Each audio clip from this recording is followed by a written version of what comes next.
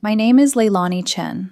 I'm 34 years old. And 2 months ago, I finally bought my first house. I didn't just buy a house, I bought proof. Proof that I could survive without approval, without rescue, without being chosen. The house sat quietly in the Maple Leaf neighborhood of Seattle, a 4-bedroom craftsman with a deep front porch and a backyard that opened toward the Cascades on clear days. The moment I stepped inside during the showing, something in my chest loosened. The hardwood floors caught the afternoon light like they'd been waiting for me. Built-in bookshelves framed the living room, and the kitchen had a wide granite island that made me imagine slow mornings and dinners with friends who actually wanted to be there. Every inch of it was mine, chosen by me, paid for by me. For 2 months, my weekends were spent wandering West Elm and Pottery Barn, running my hands along fabric swatches, debating between warm neutrals and bold accents. I lost hours at Home Depot staring at paint samples. Nights disappeared into Pinterest boards titled, "My Home," not our, not someday, mine. That word had never belonged to me growing up. I was raised in Tacoma by parents who had mastered the art of unequal love. My younger sister, Kendra, was the sun around which our family revolved. Everything bent toward her: time, money, patience, forgiveness. When she got into the University of Washington, my parents paid every cent of her tuition. They rented her a studio apartment near campus. When she got married, they threw a wedding at the Fairmont Olympic Hotel that looked like it belonged in a magazine. Meanwhile, I started working at 16. I served coffee at a Starbucks before school, smelling like espresso by first period. I fixed laptops for neighbors, built small home networks, saved every dollar like it might disappear if I didn't guard it. I knew early that college would be on me. That was just understood. So when my parents handed me $30,000 toward tuition, I was stunned. It felt like a miracle. I thanked them more times than I can count, carried that debt in my chest for years without knowing it was never theirs to give. After graduating from Seattle University, I moved back home briefly, then escaped into a tiny Capitol Hill apartment. Ramen dinners, no vacations, no safety net. Every paycheck was divided carefully: rent, savings, survival. And slowly, quietly, I built a life. Even now, my parents still send Kendra money for rent because she and her husband, Trevor, are struggling. Somehow, they always were. I tried not to think about any of that when I invited my family to see my house for the first time. They arrived on a Tuesday evening after work: my parents, Kendra, and Trevor. I felt that old familiar tension tighten in my shoulders as I opened the door. Their expressions changed the moment they stepped inside. They looked around slowly, measuring, calculating. Kendra wandered off toward the bedrooms without asking.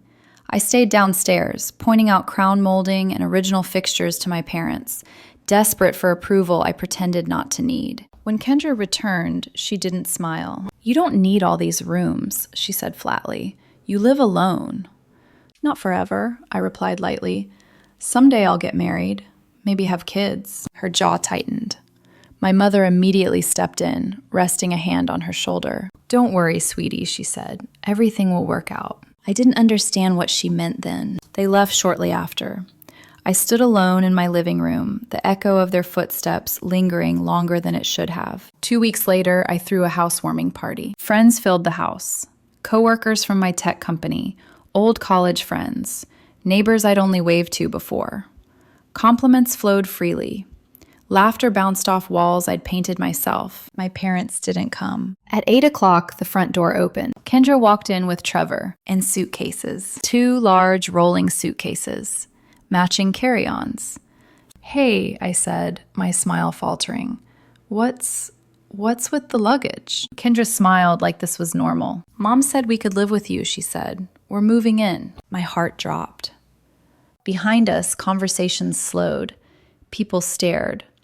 Trevor was already heading upstairs, and I knew, before he even reached the top, that my life was about to change. By the time I reached the top of the stairs, Trevor had already pushed open the door to my master bedroom. My bedroom. The one I'd fallen in love with the moment I saw it. The wide windows facing east, the ensuite bathroom with the soaking tub, the quiet that felt like a reward after years of noise and compromise. He rolled the first suitcase straight to the foot of my bed and let go of the handle. It tipped forward and landed with a dull thud. "What do you think you're doing?" I asked, my voice sounding distant even to myself. "Getting settled," Kendra said cheerfully, appearing behind me like she'd rehearsed this moment. She stepped past me without asking, crossed the room, and unzipped one of the suitcases. "We'll need the closet cleared. And the bathroom drawers. We brought our own organizers." My vision blurred. "Cleared," I repeated. "Kendra, you can't just—" "You can take one of the smaller rooms," she cut in, already hanging one of her dresses in my closet. "You don't need this much space anyway. You're one person." I stood frozen in the doorway, my hands clenched so tightly my nails dug into my palms. Downstairs I could hear laughter, glasses clinking, someone complimenting the kitchen. My housewarming party was happening without me. "Kendra," I said slowly, forcing each word to stay even. "You cannot move into my house without asking me first." She laughed, like I'd told a joke. "Mom already cleared it with you." "No," I said. She absolutely did not. Trevor avoided my eyes. He busied himself opening drawers in my bathroom, lining up his toiletries along the marble counter I'd scrubbed spotless that morning. I turned and walked back downstairs before I did something I couldn't take back. The moment I stepped into the living room, several heads turned. Amanda from work paused mid-sentence. My neighbor Greg raised an eyebrow. "Everything okay?" someone asked. "Yes," I said immediately, smiling too hard. "Just family logistics." I excused myself and stepped onto the back porch, the October air biting against my skin. My hands shook as I pulled out my phone and called my mother. It rang, and rang, and rang. No answer. 5 minutes later, my phone buzzed. "Mom, just don't make a scene. Kendra deserves this house as much as you do. She'll stay with you until they save up. This is what family does." I read the message 3 times. My chest burned. Deserved. The word echoed in my head as I stared through the glass doors at my guests. People who respected me, who saw me as competent, successful, whole. I slipped my phone into my pocket and walked back inside. If my family wanted a scene, I wouldn't give it to them. Not yet. Kendra and Trevor had rejoined the party as if nothing had happened. She held a glass of my Washington Red, laughing loudly with a group of my coworkers. "Oh yes," she said, gesturing around the room. "I helped Leilani pick out those curtains." She pointed at my sofa. "And I chose that. She wanted something boring at first." I stood nearby, nodding, smiling, my ears ringing. People looked at me, confused. Some smiled politely. Others glanced between us, unsure. Inside, something cold and steady settled into place. This wasn't a misunderstanding. This was a takeover. By 11, the last guest had left. I locked the door, leaned my forehead against it, and let out a breath that felt like it had been trapped in my lungs for hours. Upstairs, my bedroom light was on. I climbed the stairs slowly. Kendra and Trevor were stretched out on my bed, watching Netflix on the TV I'd mounted myself. Their clothes filled my closet. Their toiletries covered my counter. My sheets, my favorite linen set, were gone. "We need to talk," I said from the doorway. "There's nothing to talk about," Kendra replied, eyes still on the screen. "You're being dramatic." "This is my house, and we're family," Trevor said, finally looking at me. "Family helps family." I didn't scream. I didn't cry. I turned around and walked into the smallest guest bedroom. The mattress was bare. No sheets, no pillow. I lay down, fully clothed, staring at the ceiling, listening to the muffled sounds of laughter drifting from my own bedroom. Sleep didn't come. In the morning, I found them in my kitchen. They were drinking my Starbucks Reserve coffee, eating my groceries, standing barefoot on my floors, like they'd always belonged there. "We'll need keys," Kendra said, not even looking at me. "We're both leaving for work." "I'll make copies later," I said evenly. "I'll come home early." She rolled her eyes but didn't argue. They left in their Honda Civic, the sound of the engine fading down the street. The moment it disappeared, I picked up my phone and called my boss. "I have a family emergency," I said. "Can I take today off?" "Of course," he replied without hesitation. I hung up and stood in the quiet house. Then I went upstairs. I packed every single thing they owned. Every shirt, every shoe, every charger, toothbrush, sock, and bottle of cologne went back into those suitcases. It took 2 hours. When I was done, I called a local delivery service and gave them my parents' address in Tacoma. As the driver loaded the luggage into his van, I taped a note to the largest suitcase. It read, "Just don't make a scene. I'm not letting parasites live in my house. Let them stay with you, Lonnie." An hour later, my phone exploded. Calls, texts, voicemails. I didn't answer a single one until the last message came through. "You're destroying our lives over nothing." I typed one sentence. "Me. Stay with mom and dad. I'm sure they'll help." Then I blocked every number. For the first time all night, my hands stopped shaking. I stood alone in my kitchen, sunlight streaming through the windows, and realized something had shifted. They had crossed a line, and I was done letting them walk all over me. The silence after I blocked them felt unreal. No buzzing phone, no footsteps upstairs that didn't belong to me, no sense of being watched in my own house. For the first time since the party, I sat down at my kitchen island and actually breathed. That peace lasted exactly 40 minutes. Then my phone started lighting up again. Unknown numbers, landlines, private callers. I ignored them all. I made tea. I stood by the window and watched the delivery van disappear in the distance, carrying the last physical trace of Kendra and Trevor out of my life. I told myself it was over. I was wrong. That afternoon, the messages escalated from angry to hysterical. Emails came through. My parents' email addresses, ones I'd forgotten I'd ever given them, filled my inbox with subject lines like, "Unbelievable, how could you? This is not over." I didn't open them. I spent the rest of the day reclaiming my space. I washed my sheets. I wiped down my bathroom counters until they gleamed again. I reorganized my closet, rehung my clothes, and put everything back exactly the way I liked it. Colors grouped, shoes aligned, silence restored. That night, I slept in my bed. It felt like victory. For 2 weeks, my life was calm in a way I hadn't felt in years.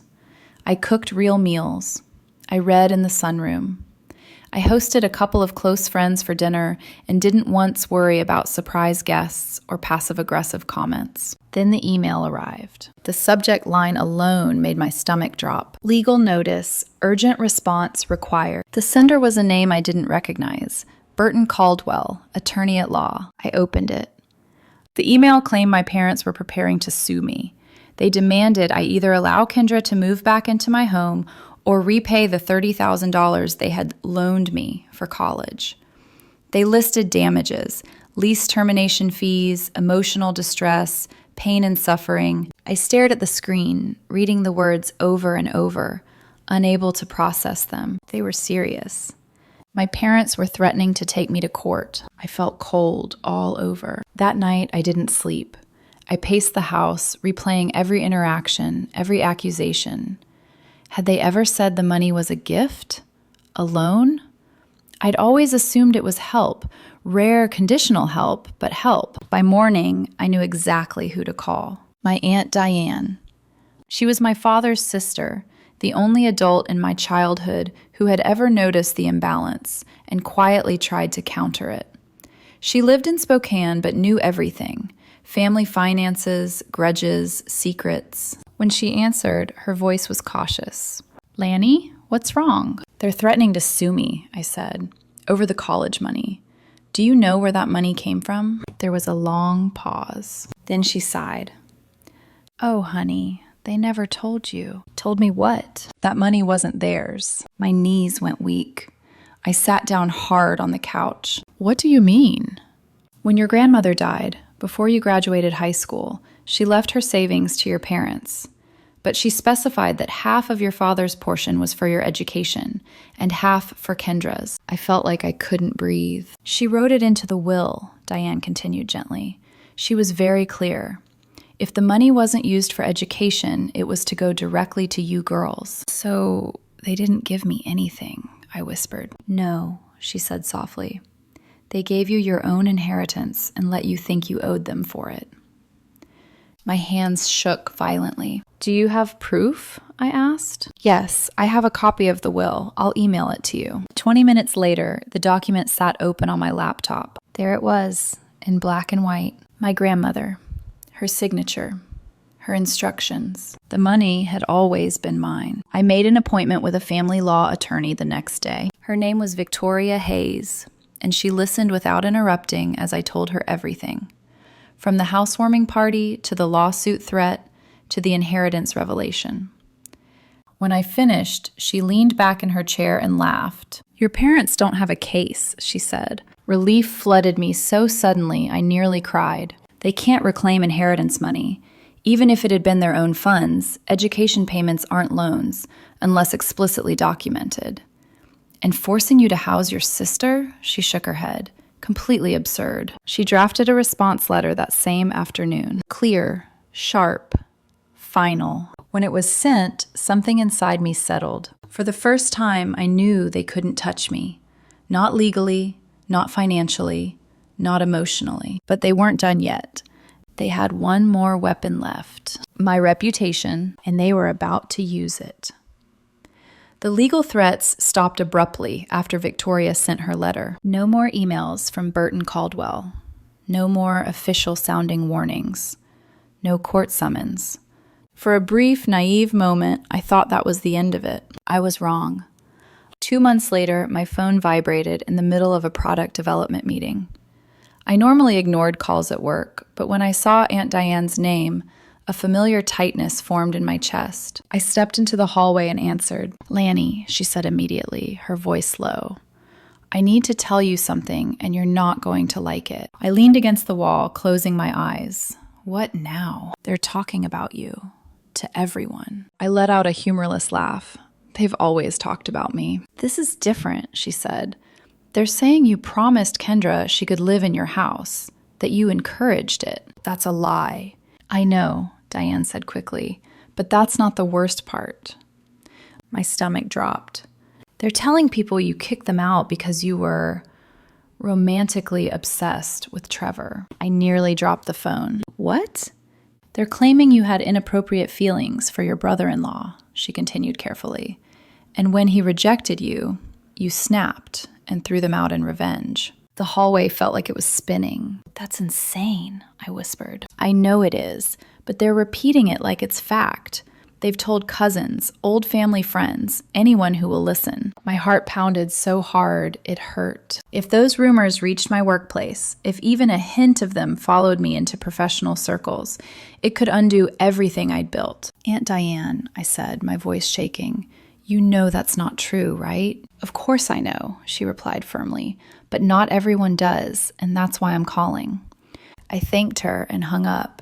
Then stood there in the hallway, staring at the blank wall until someone passed by and asked if I was okay. I nodded automatically and went back into the meeting. I didn't hear a word anyone said. That evening, I sat alone in my living room, the house too quiet again, but this time not peaceful. The betrayal cut deeper than anything they'd done before. This wasn't entitlement. This wasn't manipulation. This was character assassination. They weren't trying to take my house anymore. They were trying to destroy me. I opened Facebook and stared at my mother's profile. I thought about calling her, yelling, crying. Instead, I remembered Victoria's calm voice. If they continue spreading false information, this becomes defamation. So I did something I'd never done before. I made it public. I wrote a post, short, direct, tagged my mother so it appeared on her page and in the feeds of relatives who followed her. You need to publicly retract the false and damaging lies you've been spreading about me and Trevor. If you don't, I will pursue legal action for defamation. I've already consulted with an attorney.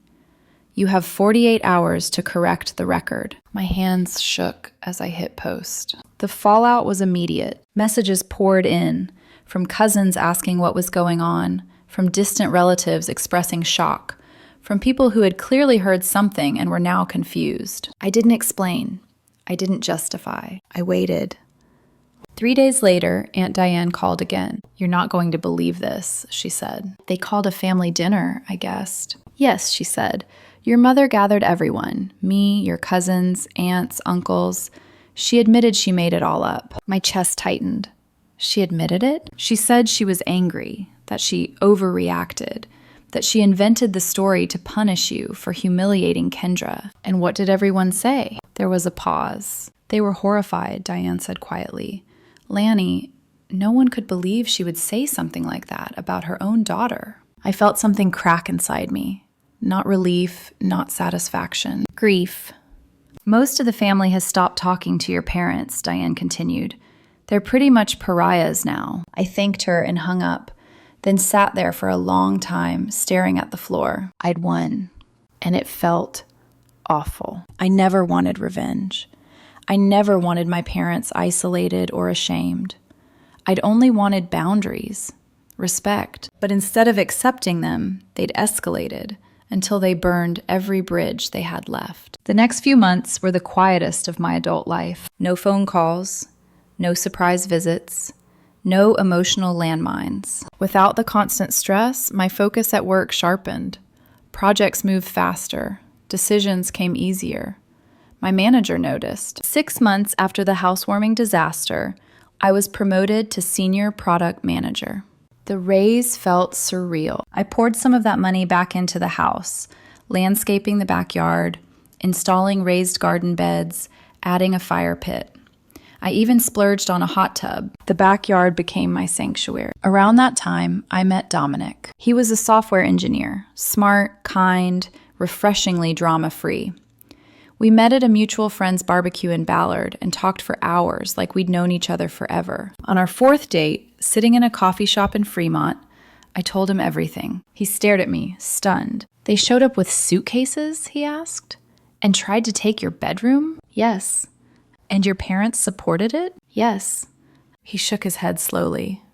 That's not normal. Hearing it from someone outside my family changed something in me. It wasn't just unfair. It had never been okay. And I finally stopped questioning whether I'd done the right thing. I had. Once the noise finally stopped, I realized something unsettling. I didn't miss them. I missed the idea of family, the version I'd spent my entire life hoping they'd become. But the people themselves, the chaos, the manipulation, the constant need to prove my worth, I felt lighter without it. Work became easier. Not because the workload changed, but because my mind was no longer split between deadlines and emotional landmines. I stopped flinching every time my phone buzzed. I slept through the night. I laughed more. 3 months into my promotion, my manager pulled me aside after a sprint review. "You're different lately," he said. "In a good way. Focused, grounded." I smiled. He had no idea how hard I'd fought for that calm. At home, the house finally felt like what I'd dreamed it would be, a place of safety instead of defense. The garden beds flourished. Friends came over often. Dominic started spending more time there, sometimes cooking dinner while I worked late, sometimes just sitting with me in the hot tub, talking about nothing and everything. One night, during my birthday celebration, my 35th, I looked around my backyard and felt something close to awe. There were no obligatory invites, no tension, just people who wanted to be there. Dominic mixed drinks behind the counter he'd insisted on setting up near the fire pit. Aunt Diane arrived with 2 cousins who'd quietly stayed on my side through everything. Laughter drifted into the cool evening air as the sun dipped behind the mountains. This was family. Near the fire pit, my cousin Valerie pulled me aside. "I thought you should know," she said carefully. "Kendra and Trevor aren't doing great." I took a sip of my margarita. "That's not my problem." "I know," she said quickly. Your parents aren't helping them anymore either." That caught my attention. They're not? No, apparently they told Kendra she needs to stand on her own 2 feet. I almost laughed. It was cruelly ironic. Only after I'd been forced to draw boundaries with all of them did my parents finally learn how to draw one with her. A few weeks later, I ran into Trevor at Trader Joe's. We locked eyes across the produce aisle. He hesitated, then walked over. "Leilani," he said quietly, "I owe you an apology." I raised an eyebrow but stayed silent. "Moving into your house wasn't my idea," he admitted. "Kendra planned it. Your mom backed her up. I knew it was wrong, but I went along with it." "Why?" I asked. He exhaled. "Because Kendra doesn't take no well, and I was tired of fighting." I nodded slowly. "That doesn't make it okay." "I know," he said, "but we're managing now. It's been hard, but we're figuring it out." The apology didn't change the past, but it closed a door I hadn't realized was still open. A year after buying my house, Dominic and I celebrated quietly, just the two of us. Grilled salmon on the deck, vegetables from my garden, a bottle of wine we'd picked up in Walla Walla months earlier. As we sat in the hot tub under the stars, he squeezed my hand. "I'm proud of you," he said, "not just for the house, for standing up for yourself." It didn't feel like strength, I admitted. It felt terrifying. He smiled. "It usually does." A few months later, he proposed. It was simple and perfect. Sunset on a quiet beach in the San Juan Islands. No audience, no pressure, just us. We started planning a small wedding. Only people who had shown up when it mattered. Meanwhile, my career continued to climb. I was promoted again, this time to Director of Product Development, managing a team of 12. I was decisive, fair, unapologetic. I'd learned the hard way that boundaries weren't cruelty. They were clarity. About once a month, Aunt Diane still called with updates. Kendra and Trevor were struggling, still in their small apartment, still barely scraping by. Then, one evening, my phone rang with an unfamiliar number. It was Trevor. "Kendra and I are getting divorced," he said. I wasn't surprised. "There's something you should know," he continued. "During mediation, she admitted something." My stomach tightened.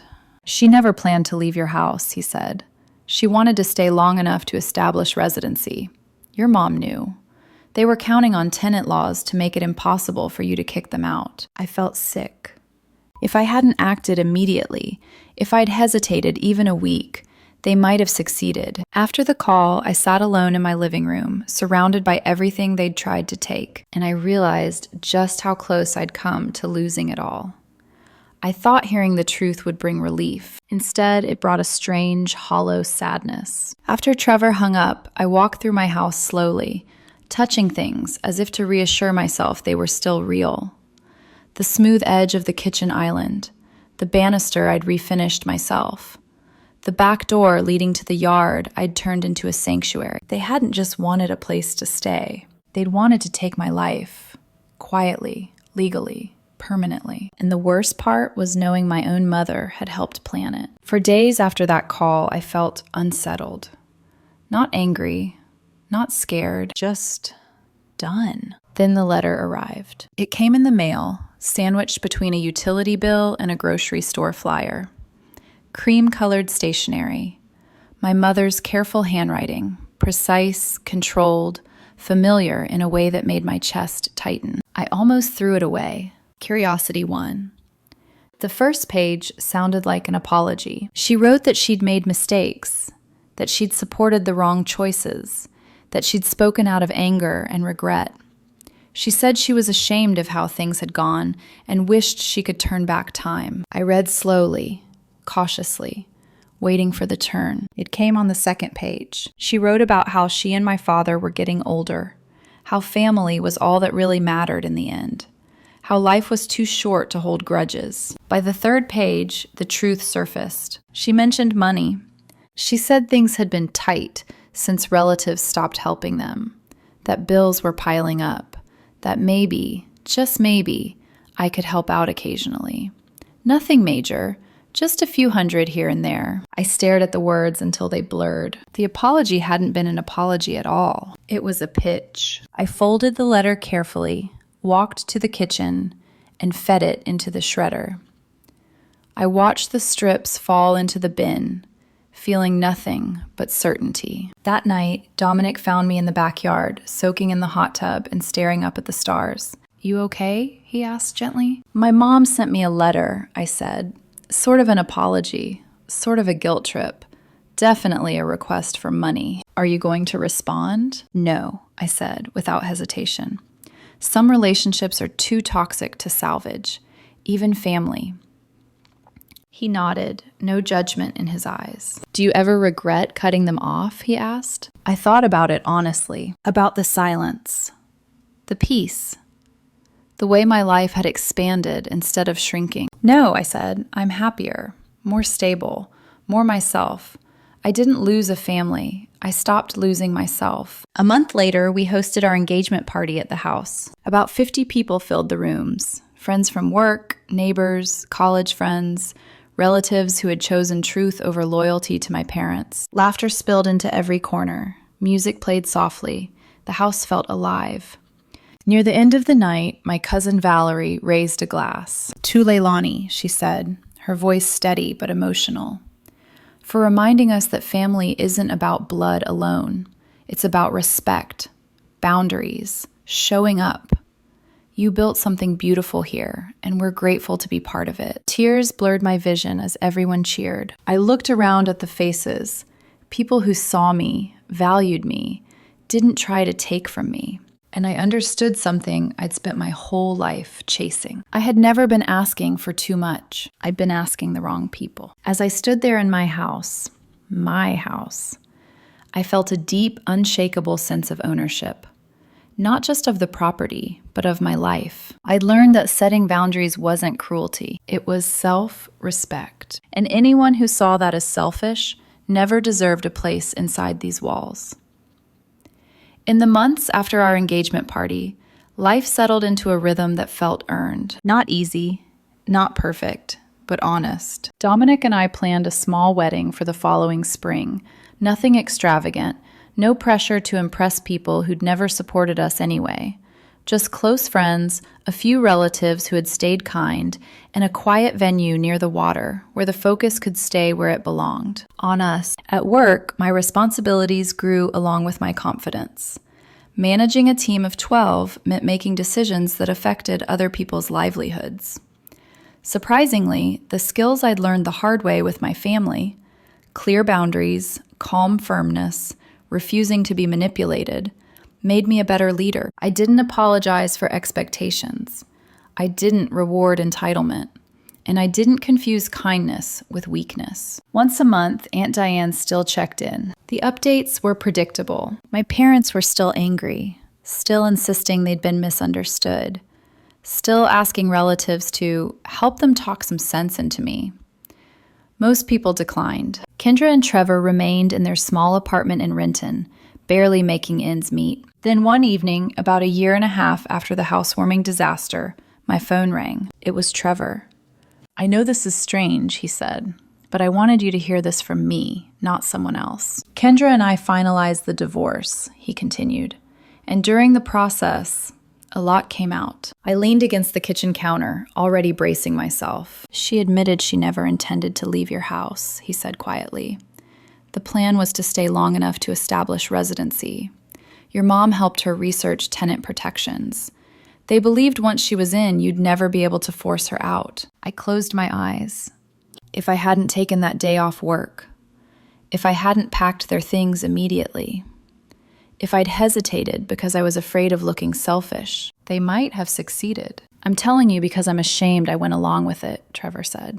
"You didn't deserve that." After we hung up, I sat alone in my living room, listening to the hum of the house, the gentle sounds of something that had survived an attempted invasion. The thought chilled me, but it also strengthened something solid in my chest. A few weeks later, another letter arrived. Same handwriting, same stationery. I didn't open it this time. I dropped it straight into the shredder. Some people apologize because they've changed. Others apologize because their options have run out. That night, Dominic found me on the back deck, wrapped in a blanket, watching the lights of the city shimmer in the distance. "You look peaceful," he said. "I am," I replied.